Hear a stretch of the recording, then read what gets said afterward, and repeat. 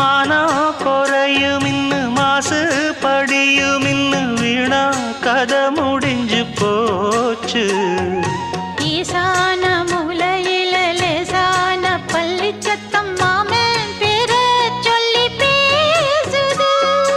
ஆறாத சோகந்தன்ன தீராம சேர்த்து வச்சு ஊரும் சேர்ந்து என்ன ஏசுது.